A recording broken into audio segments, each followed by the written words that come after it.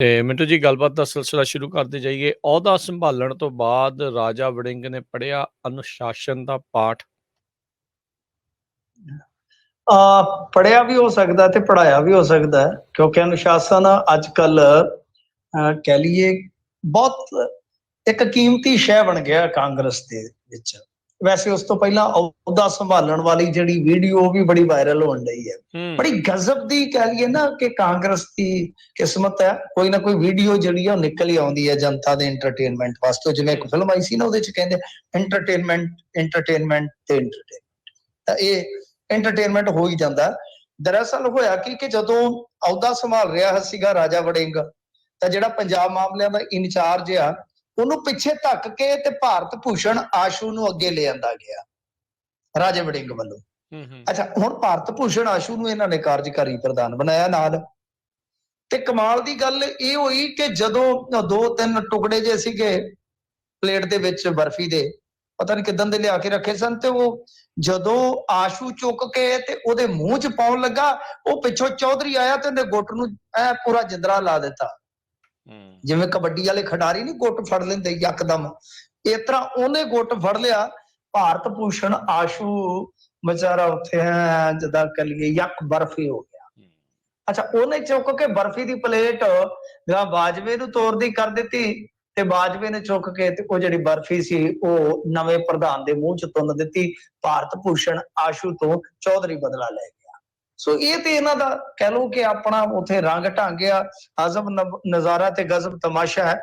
ਖੈਰ ਦੇਖੋ, ਪ੍ਰਧਾਨਗੀ ਇਹਨਾਂ ਨੇ ਸਾਂਭੀ ਆ, ਮੁਬਾਰਕਬਾਦ। ਵੈਸੇ ਸਾਡਾ ਮੀਡੀਆ ਤੇ ਤਾਜਪੋਸ਼ੀ ਵੀ ਕਹੀ ਜਾਂਦਾ ਕਿ ਤਾਜਪੋਸ਼ੀ ਹੋ ਗਈ ਹੈ ਜੀ, ਤਾਜਪੋਸ਼ੀ ਹੋ ਗਈ ਹੈ।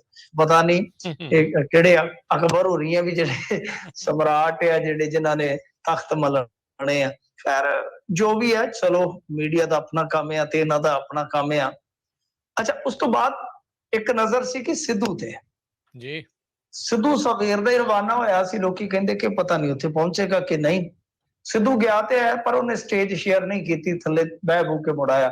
ਪਰ ਬਾਹਰ ਆ ਕੇ ਉਹਨੇ ਧਮਾਕਾ ਕਰ ਦਿੱਤਾ, ਕਿਉਂਕਿ ਉਹ ਇਹਨਾਂ ਚੀਜ਼ਾਂ ਦੇ ਵਿੱਚ ਮਾਰ ਆ। ਤੁਹਾਨੂੰ ਪਤਾ, ਉਹ ਸੀਪ ਲਾਉਣ ਲੱਗਿਆ ਬਿੰਦ ਨਹੀਂ ਲਾਉਂਦਾ।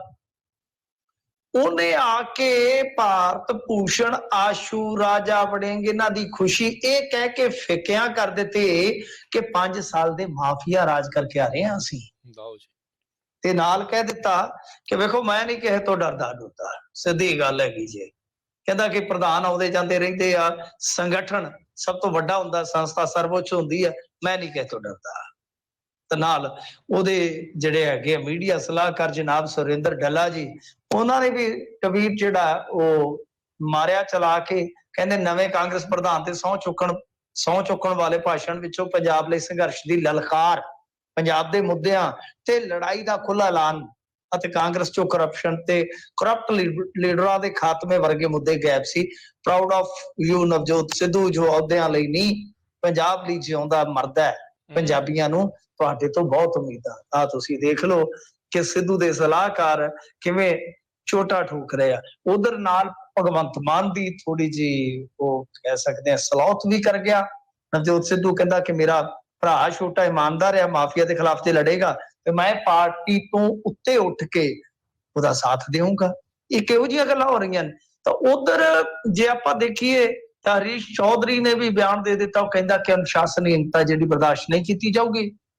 ਫਿਰ ਰਾਜਾ ਵੜਿੰਗ ਨੇ ਅਹੁਦਾ ਸੰਭਾਲ ਕੇ, ਜਿਵੇਂ ਕਿਉਂਕਿ ਅੱਗ ਤੇ ਲੱਗ ਗਈ ਨਾ ਚਾਰੇ ਪਾਸੇ, ਧੂਆਂ ਹੀ ਧੂਆਂ ਹੋ ਗਿਆ, ਕਿ ਸਿੱਧੂ ਤੇ ਆਹ ਗੱਲ ਕਹਿ ਗਿਆ ਕਿ ਅਸੀਂ ਮਾਫੀਆ ਕਰਕੇ ਆ ਰਹੇ ਹਾਂ, ਮਤਲਬ ਕਿ ਸਾਡੀ ਸਰਕਾਰ ਨਹੀਂ ਚੱਲ ਰਹੀ, ਇੱਕ ਤਰ੍ਹਾਂ ਨਾਲ ਮਾਫੀਆ ਰਾਜ ਚੱਲ ਰਿਹਾ ਸੀਗਾ। ਚੰਨੀ ਵੀ ਬੋਲਿਆ, ਕਹਿੰਦਾ ਇਹ ਤਾਂ ਮੇਰੇ ਸਿਰ ਤੇ ਸਿਰਾ ਹੀ ਵੱਜਣਾ ਸੀਗਾ ਜਨਾਬ।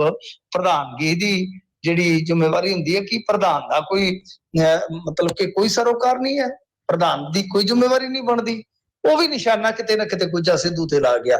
ਤੇ ਸਿੱਧੂ ਬਾਰੇ ਅਨੁਸ਼ਾਸਨਹੀਣਤਾ ਦੀ ਗੱਲ ਕਰਦਿਆਂ ਰਾਜਾ ਵੜਿੰਗ ਨੇ ਵੀ ਕਿਹਾ ਕਿ ਭਾਈ ਕਿਸੇ ਵੀ ਵਿਅਕਤੀ ਨੂੰ ਅਸੀਂ ਅਨੁਸ਼ਾਸਨਹੀਣਤਾ ਦੀ ਇਜਾਜ਼ਤ ਨਹੀਂ ਦੇਵਾਂਗੇ। ਕਾਂਗਰਸ ਕਿਸੇ ਇੱਕ ਵਿਅਕਤੀ ਦੀ ਨਹੀਂ ਹੈ, ਇਹ ਨਾ ਕੋਈ ਧੜਾ ਤੇ ਨਾ ਕੋਈ ਹੋਏਗਾ। ਤਾਂ ਉਹਨਾਂ ਨੇ ਇਹਦਾ ਸਿੱਧੇ ਤੌਰ ਤੇ ਕਹਿ ਲਈਏ ਕਿ ਜ਼ਿਕਰ ਕਰ ਦਿੱਤਾ ਕਿ ਅਨੁਸ਼ਾਸਨਹੀਣਤਾ ਬਰਦਾਸ਼ਤ ਨਹੀਂ ਕੀਤੀ ਜਾਏਗੀ।